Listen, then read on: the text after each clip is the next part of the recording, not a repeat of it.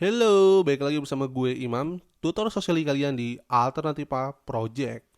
Pada video sosiologi kali ini kita akan bahas tentang materi penyimpangan sosial atau yang dalam bahasa Inggris disebut sebagai deviation. Nah, materi ini sendiri akan menjelaskan tentang bentuk sikap individu sebagai pertentangan terhadap nilai dan norma yang berlaku di masyarakat. Jadi kalau kita belajar materi ini, nanti kita akan melihat bahwa pola pertentangan ini berkaitan banget dengan internalisasi budaya luar dan pergolakan psikologis individu sendiri. Jadi bisa dikatakan bahwa penyimpangan dalam sosiologi ini berkaitan tentang pertentangan individu terhadap nilai dan norma yang berlaku. Seperti itu. Nah, oke, langsung aja kita bahas ya. Penyimpangan sosial itu dibagi atas dua, yaitu primer dan sekunder. Pada penyimpangan primer, kita bisa melihat bahwa tindakan melawan norma ini dilihat dari kuantitas dan tingkatannya masih bisa dimaafkan. Nah, umumnya ini penyimpangan ini masih dilakukan dalam skala kecil ya, dan juga pada tingkatan yang tidak dianggap sebagai sesuatu yang mengarah pada kejahatan. Ya, umumnya penyimpangan dilakukan 1 sampai 2 kali, setelah itu mereka tidak akan melakukan ya penyimpangan lain. Kemudian pada mm, unsur pembentuk sekunder, kita bisa melihat bahwa tingkatan dan penyimpangan, ya tingkatan pada penyimpangan ini mengarah pada kejahatan atau kuantitas penyimpangan yang dilakukan berulang kali dan tidak menimbulkan efek jera. Nah, umumnya mungkin ya anggaplah 10 kali gitu dan dia ngelakuin itu berulang-ulang. Nah, misalnya ya ketika kita melawan orang tua 1 sampai 2 kali, mungkin itu dianggap sebagai suatu kenakalan remaja atau kenakalan anak-anak kecil. Tapi jika itu dilakukan terus-menerus, misalnya 10 kali kan, coba lu ngelawan orang tua lu 10 kali berturut-turut, kemudian atau bahkan sepanjang tahun, atau mungkin seumur hidup kita melawan pada orang tua. Nah, kenakalan tadi itu nanti akhirnya meningkat kategorinya. Bukan lagi dikategorikan sebagai primer, tetapi nanti apa? Kenakalan yang berujung pada sikap durhaka atau yang dianggap di masyarakat sebagai suatu kejahatan atau sekunder. Dan contoh-contoh lain yang masih bisa kita lihat seperti itu. Misalnya juga kalau dalam ini ya tradisi kejujuran gitu ya, menyontek ini masih bisa dimaafkan di tingkat misalnya tingkatan tertentu, misalnya di SD, SMP, SMA.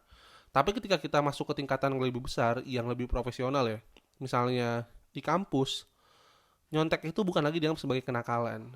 Bahkan namanya pun berubah menjadi tingkatan yang lebih buruk lagi. Mungkin disebut sebagai plagiasi dan lain segala macamnya. Dan ini pun berlaku di tingkatan yang lebih besar. Ya jadi yang tadi gue bilang apa bahwa hmm, primer bisa menjadi sekunder dalam hal misalnya kuantitasnya yang begitu banyak ya, penyimpangan dilakukan oleh berulang-ulang tanpa ada efek jera. Atau ini pengembangan dari awalnya primer kemudian menjadi sekunder. Kayak gitu ya, misalnya tadi yang bilang nyontek ini tadi mungkin masih bisa dimaafin di SD, SMP, SMA. Tapi ketika masuk ke jenjang lebih profesional, tindakan ini menjadi tindakan yang paling terlarang. Nyontek itu ya nanti bisa dianggap sebagai plagiasi atau mungkin eh, peniruan dan segala macam, dan itu sangat berbahaya dan dianggap sebagai suatu kejahatan di kalangan intelektual. Dan misalnya juga banyak banget tradisi yang ketika kita kecil itu mungkin masih dianggap kenakalan, ya kan, kayak tawuran segala macam. Tapi akhirnya kan tawuran pakai sarung segala macam. Tapi ketika nanti akhirnya beranjak dewasa dan penggunaan senjatanya lebih beragam, tawuran itu menjadi ajang kriminalitas kayak gitu. Dan banyak banget yang hal-hal yang sifatnya kenakalan remaja itu nanti berujung pada penyimpangan yang merujuk pada kejahatan kayak gitu. Kemudian kita balik lagi ke soal nilai dan norma ya. Seorang individu di dalam masyarakat sebetulnya memiliki dua perspektif terkait nilai dan norma itu sendiri. Nah, mereka yang tidak setuju atau menganggap suatu nilai ya, suatu nilai dan norma itu tidak lagi relevan bagi diri dia, itu cenderung bersikap deviasi atau menyimpang dari norma yang ada. Sedangkan mereka yang cenderung merasa oke-oke aja ya, fine-fine aja gitu kan. Ya pokoknya selama norma itu masih mengakomodir sikap mereka, kemudian juga status dan peran mereka, umumnya mereka bersifat konformitas kayak gitu. Atau ya taat terhadap nilai dan norma tadi kayak gitu. Nah, kemudian kita melihat ya bahwa masyarakat ini melihat sebuah sikap deviasi sebagai suatu keanehan atau anomali sosial kayak gitu. Eh, ini merujuk kepada aturan atau pandangan mereka bahwa aturan ini dianggap sebagai pedoman. Dan ketika masyarakat nggak menjalankan pedoman itu, maka masyarakat mengidentifikasi dirinya sebagai ya bukan dari masyarakat itu atau bukan bagian dari masyarakat itu, sehingga itu dianggap sebagai suatu hal yang aneh dan menyimpang kayak gitu. Nah, maka seorang devian ya, julukan buat orang-orang melakukan deviasi ini, melakukan penyimpangan berawal dari sikap dan tindakan mereka yang skeptis. Dan ya, umumnya mereka melakukan pengkritikan gitu ya kepada penguasa atau orang-orang yang dianggap berperan penting di masyarakat. Nah, mereka yang meminta suatu misal kemajuan, reformasi, atau hal-hal yang dianggap tidak relevan dan misalnya nonsense ya, nggak make sense di kepala mereka, itu diharapkan bisa dirubah, dihentikan, atau mungkin digantikan dengan nilai dan norma yang baru. Dan memang ini sebenarnya menjadi proses yang mm, menurut gue lumrah di dalam masyarakat. Dan ini nanti dijelaskan ya, misalnya oleh Robert Merton ya, ini menjelaskan bahwa ini menjadi suatu hal yang disayangkan bahwa masyarakat itu menganggap penyimpangan itu sebagai sesuatu yang aneh kayak gitu. Nah, sedangkan penyimpangan sendiri itu kan mengarah pada dua hal, ya kan, progresivitas atau regresivitas, kayak itu kemajuan atau kemunduran. Maka sebenarnya kita nggak bisa terlalu skeptis atau misalnya melihat bahwa penyimpangan itu sebagai suatu hal yang membawa dampak buruk bagi masyarakat. Dan justru banyak sekali penyimpangan yang justru memberikan nilai progresif ke masyarakat agar solidaritas itu tumbuh, kemudian penemuan-penemuan baru ya, baik itu dari sikap masyarakat, pola pikir, kemudian intelektualitas, kemudian dari penggunaan teknologi dan pembaharuan budaya yang justru itu nanti berdampak baik bagi masyarakat. Robert Merton kemudian melihat sikap penyimpangan atau deviasi sebagai sesuatu yang gak melulu berkaitan dengan sisi moralitas. Artinya apa, dalam setiap perubahan di masyarakat, masyarakat harus bersikap non-etis atau melihat pada dampak ketimbang pada sisi moral. Itulah yang nanti kemudian menjadikan sosiologi menjadi ilmu yang mempelajari fenomena di masyarakat dari sisi non-etis atau tidak melihat baik dan buruk. Nah, seperti yang gue bilang tadi, sebetulnya terdapat nilai progresivitas atau progresif ya dari sebuah sikap deviasi yang justru pada akhirnya membantu masyarakat untuk berkembang dalam jalur yang menurut masyarakat itu nanti ya pada akhirnya, oh ternyata ini ngebantu juga ya, kayak gitu. Nah, hanya saja ini memang telah disadari atau disadari kemudian hari. Ini seperti kayak cerita-cerita penguasa pada abad kuno ya, atau abad-abad tradisional seperti zaman Romawi, Yunani, kemudian ke kaisaran-kaisaran Islam yang cenderung membawa perubahan yang lambat. Maksudnya lambat gimana? Mereka menerima gagasan dari satu atau dua orang atau kelompok organisasi ketika dia sudah melakukan kesalahan dengan misalnya membunuh orang yang membawa perubahan itu. Kayak gitu. Misalnya kayak ide-ide tentang liberalisme, demokrasi, kemudian ide-ide pembaruan dalam Islam, dan juga ya filsafat-filsafat yang kemudian berkembang sekarang begitu populer, itu dulu ditentang dan kemudian sekarang disadari bahwa hal itu merupakan suatu hal yang membawa kemajuan pada masyarakat saat ini, di zaman modern saat ini. Tapi dulu perubahan atau penyimpangan memang awalnya dianggap suatu keanehan dan cenderung dianggap sebagai membawa hal yang membahayakan bagi masyarakat, seperti itu. Nah, akhirnya kita lihat ya bahwa misalnya Robert Merton melihat penyimpangan sosial pada dua aspek, yaitu inovasi dan ritualism. Nah, pada aspek ini ya kita melihat bahwa inovasi digambarkan sebagai penyimpangan karena individu menciptakan suatu hal yang berguna bagi masyarakat namun bertentangan pada nilai umum saat itu. Jadi yang tadi gue bilang, meskipun ini dianggap baik oleh sang pencipta, dan kemudian pencipta di sini maksudnya penciptaan budayanya ya, bukan Tuhan, tapi bagi masyarakat ini dianggap sebagai hal yang aneh dan gak lumrah pada saat itu. Ya, ini umumnya terjadi bahkan dari sisi pemikiran yang dianggap terlalu radikal dengan agama atau enggak berpadanan dengan budaya. Umumnya kayak gitu sih. Kayak gitu. Nah, kemudian kita lihat ya, penciptaan atau pengembangan suatu hal ya, itu enggak harus teknologi sih. Bisa juga gagasan atau budaya. Nah, kemudian kita lihat bahwa Merton melihat ritualism ya sebagai pergeseran nilai-nilai seorang individu. Nah, ini terlihat banget pada tradisi hingga upacara keagamaan atau budaya yang sekarang itu sekedar dianggap sebagai rutinitas. Banyak banget individu di masyarakat ya, terutama individu sekarang, hanya melihat agama misalnya atau kemudian kebudayaan dan tradisi sebagai suatu batas sosial aja yang kadang memisahkan masyarakat satu dengan lainnya. Sedangkan masyarakat sendiri kemudian melihat hal-hal itu ya sebagai fenomena yang memang harus melekat secara mendarah daging di setiap individu di masyarakat.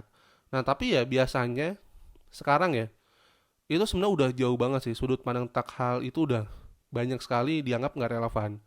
Banyak sekali sikap anak muda atau mungkin orang-orang tua yang punya pemikiran yang cenderung liberal itu menganggap bahwa ritualism ya itu sebagai suatu hal yang udah lagi nggak memiliki makna, bahkan nggak berguna sama sekali.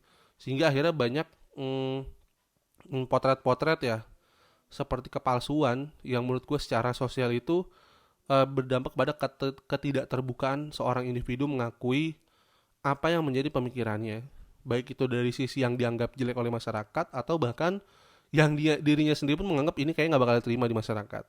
Ambillah misalnya dalam sisi ritualism ya kan, banyak orang yang mengaku agamanya Islam, Kristen, tapi sebenarnya mereka udah nggak menjalankan lagi kegiatan agama itu.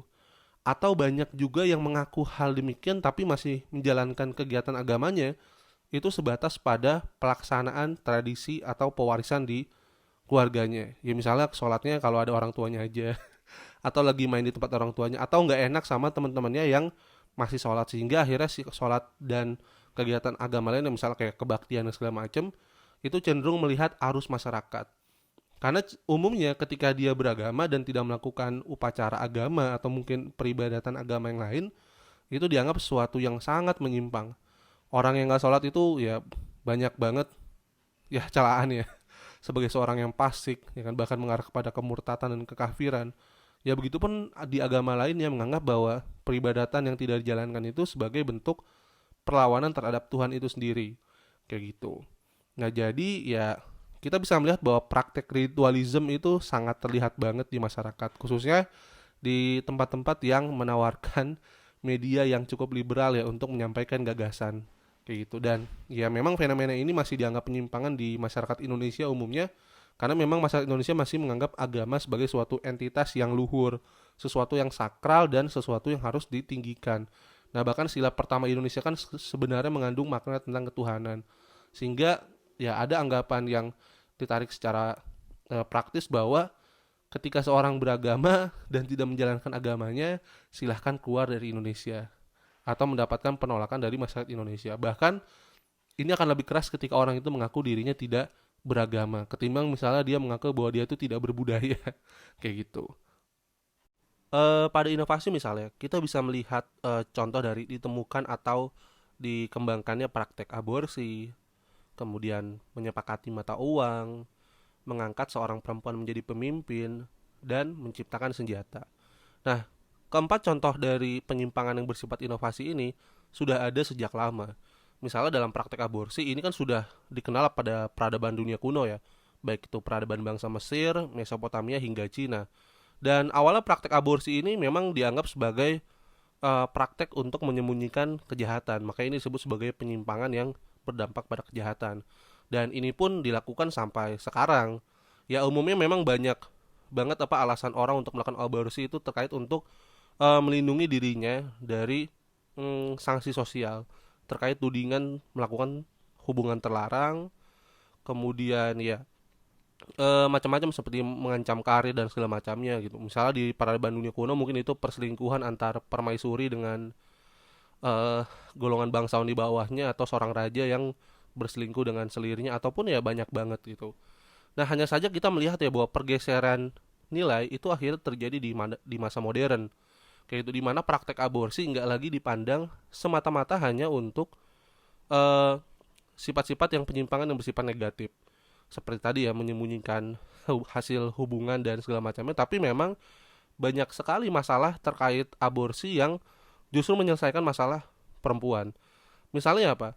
Pada dunia modern kemudian menciptakan praktek aborsi ya, yang menurut gue tuh sifatnya lebih manusiawi dengan obat atau operasi. Ya tujuannya sekarang banyak sekali praktek aborsi yang resmi tujukan untuk mengurangi angka kematian ibu.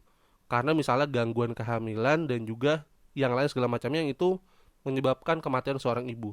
Nah ini contoh penyimpangan yang menurut gue dari negatif ke positif. Kemudian pada penciptaan mata uang, ini kan diambil dari permasalahan terkait penggunaan emas dan perak yang bisa dikatakan nggak bisa dijadikan terus-menerus sebagai alat tukar pembayaran. Karena keterbatasannya yang ya bisa dibilang jumlah emas dan perak yang punya keterbatasan.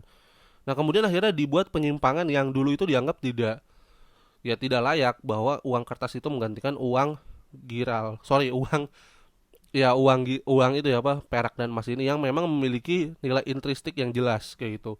Tapi kita bisa lihat bahwa akhirnya uang itu menciptakan berbagai masalah juga, dan juga menciptakan solusi terkait pembayaran itu tadi. Kayak itu. Dulu mungkin soal apa, suatu negara atau suatu bangsa dan segala macam sangat bergantung pada emas, sehingga akhirnya menyebabkan imperialisme, kemudian juga ketimpangan karena kepemilikan emas yang tidak merata. Tapi sekarang kita bisa melihat bahwa semua negara, baik itu bangsa kecil dan bangsa besar, dia memiliki daya daya saing yang cukup ketika mata uang ini digunakan sebagai alat tukar dalam perdagangan internasional. Dan itu pun sehari-hari kita bisa lihat bahwa ini menciptakan kemudahan-kemudahan di balik misalnya skeptisme tentang intristik tadi, bahwa apa, uang itu mudah digunakan, kemudian uang itu fleksibel dalam hal misalnya bentuk fisik dan segala macamnya, dan uang itu memiliki keuntungan di luar dari alat tukar pembayaran, kayak gitu, misalnya mempertahankan harta dan segala macamnya, yang itu secara efisien bisa mengurangi dampak-dampak ketika kita menggunakan emas dan perak sebagai mata uang di masa lalu. Nah, kemudian ketika perempuan ya, ketika perempuan jadi pemimpin, ini pun menjadi masalah pada awalnya dalam moralitas agama. Gitu, bahwa perempuan itu nggak layak menggantikan posisi laki-laki yang memang ditakdirkan oleh Tuhan sebagai pemimpin atau sebagai pihak yang memang mengusahakan perlindungan terhadap perempuan. Dan ini berlangsung ratusan tahun hingga akhirnya pada abad modern kita bisa melihat bahwa masalah-masalah ini ternyata bisa diatasi oleh perempuan. Dan perempuan memiliki hak dan posisi serta tanggung jawab yang bisa dipertanggungjawabkan untuk mengatasi masalah-masalah seperti laki-laki pada umumnya, dengan ya pembatasan secara fisik dan biologis yang itu pasti ada. Misalnya perempuan ya jadi supir angkot atau jadi supir truk, atau sekarang jadi apa, manajer segala macamnya, yang tugas-tugas awal dilakukan oleh laki-laki itu sekarang bisa dilakukan oleh perempuan. Sehingga stigmatisasi bahwa perempuan itu hanya sebatas ini apa, media reproduksi. Kemudian ada istilah yang congkak yang mengatakan bahwa ya perempuan itu ya sekedar dapur sumur kasur, itu udah nggak berlaku lagi dengan adanya eh, pembiasaan bahwa perempuan itu bisa ikut serta dalam masyarakat dengan proporsional yang mereka miliki sendiri, mereka tahu batasannya, dan juga hak-hak mereka yang ternyata bisa digunakan untuk membantu solusi di masyarakat. Dan banyak sekali hal-hal di dunia ini yang diselesaikan oleh seorang perempuan terkait kepemimpinannya. Dan ini bisa kita lihat pada masa Perang Dunia Kedua misalnya, ketika laki-laki sibuk berperang, perempuan mengambil posisi sebagai buru-buru pabrik, sebagai petani, sebagai karyawan yang menjalankan pemerintahan, sebagai apa, tentara juga sekaligus. Dan itu sebelumnya tidak pernah diperhitungkan oleh para laki-laki, dan sekarang itu menjadi hal yang umum ketika feminisme menjelaskan bahwa perempuan memiliki tanggung jawab yang sama untuk memajukan masyarakat, dan perempuan memiliki kemampuan yang sama untuk ya mempertahankan keluarganya. Dan itu akhirnya bisa kita lihat bahwa ya ini berjalan dengan lancar kayak gitu. Ya, kemudian dalam penciptaan senjata api misalnya, senjata itu kan awalnya memang dipergunakan untuk menciptakan rasa aman, menciptakan perlindungan pada individu dan juga kelompok serta negara. Dan memang terdapat berbagai macam penyimpangan yang dilakukan ketika orang menggunakan senjata. Ya, tadi kita lihat ya bahwa senjata itu kan dianggap berbahaya. Sedari awal senjata itu dianggap sebagai sesuatu yang berbahaya, dan tidak semua negara dan juga kelompok masyarakat melegalisasi pengguna senjata. Dan itu kita bisa lihat bahwa penyimpangan senjata, misal kepemilikan senjata, itu sudah sebagai penyimpangan di masyarakat. Dan nilai positifnya apa? Ya, senjata bisa dipergunakan untuk mempertahankan diri. Tapi kita bisa lihat juga bahwa inovasi ini menciptakan bahaya baru, bahwa senjata ini ya kan, selain membantu masyarakat, ini menjadi ya aplikasi dalam kejahatan kayak gitu. Banyak sekali penggunaan senjata yang dilakukan untuk kejahatan. Bahkan sekarang perlombaan senjata itu mengarah pada Perang Dunia Ketiga, ya kan, yang dianggap berbahaya bagi negara-negara kecil yang memang hanya memandang senjata sebagai sebuah perlindungan dan alat kenegaraan, sebatasnya formalitas mereka untuk mempertahankan diri mereka. Dan ini memang ya solusi yang bisa dikatakan punya sisi baik dan baik dan sisi kurang baiknya. Negatif dan positifnya itu sangat jelas ada dalam penggunaan senjata. Tapi di sisi lain kita bisa lihat bahwa memang senjata ini merupakan inovasi yang diciptakan di tengah masyarakat untuk membantu masyarakat juga. Karena memang awalnya bukan sekedar untuk melindungi, ya senjata itu digunakan untuk misalnya perburuan. Kemudian senjata juga digunakan untuk ya misalnya mengatasi kriminalitas yang sebelumnya mungkin digunakan oleh pihak-pihak lain ya, ketika misalnya tradisinya masih menggunakan pisau dan pedang kayak gitu. Dan ya ekspansi-ekspansi bangsa-bangsa barbar yang berusaha misalnya menaklukkan bangsa-bangsa kecil, dan umumnya bangsa-bangsa kecil menerima senjata sebagai perlindungan mereka terhadap ancaman-ancaman itu. Dan sekarang juga ya bisa lihat bahwa senjata memang diperlombakan untuk eh, itu ya apa, untuk misalnya mempertahankan suatu negara atau misalnya menyerang negara lain. Tapi di sisi lain kita bisa melihat bahwa ada solidaritas yang terbentuk ketika senjata itu akhirnya dikembangkan secara terus-menerus. Bahkan ada istilah bahwa perlombaan senjata justru menciptakan perdamaian karena pihak yang lain atau pihak-pihak yang setara itu sama-sama kuat. Jadi ketika ada pihak yang berlomba untuk menciptakan senjata dan yang lain tidak, itu justru akan menciptakan peperangan baru. Justru perlombaan senjata dan pengembangan senjata yang terus-menerus itu justru menciptakan perdamaian. Ini ya konsep yang ada pada masa perang dingin pada waktu itu. Nah, kemudian kita melihat pada contoh ritualisme ya, atau ritualisme ini. Kita melihat bahwa tadi ya, tradisi dan upacara, agama, dan budaya lainnya itu maknanya hilang. Nah, ini menjadi ya hal yang nyata di masyarakat, bahwa banyak sekali masyarakat itu beribadah tapi hanya sekedar rutinitas. Kemudian pakai batik ya, memakai batik di hari-hari tertentu karena terpaksa. Karena terpaksa gitu ya, terkait masalah aturan yang memang mereka harus menggunakan itu. Kemudian apa? Hormat pada orang tua yang sekarang itu menjadi hal yang tabu gitu. Ketika masuknya budaya barat ya dalam pemikiran orang-orang Indonesia, mereka punya pemikiran-pemikiran liar yang cenderung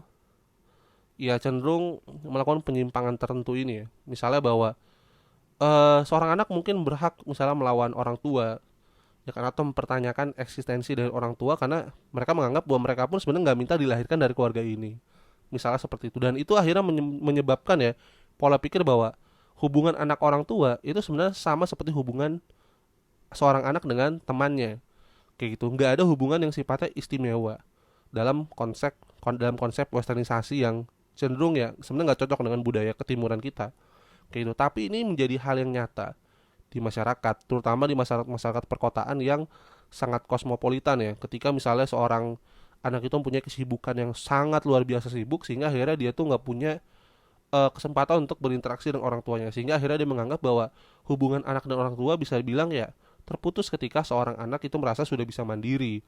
Dan itu adalah konsekuensi yang bisa dianulir ya, bisa diwajarkan bagi seorang anak karena dia merasa gak ya apa nggak merasa bahwa dia itu minta dilahirkan di keluarga itu. Dan ketika dia sudah mandiri ya dia bisa melawan orang tua atau memutus hubungan dengan orang tua sama sekali. Dan praktik-praktik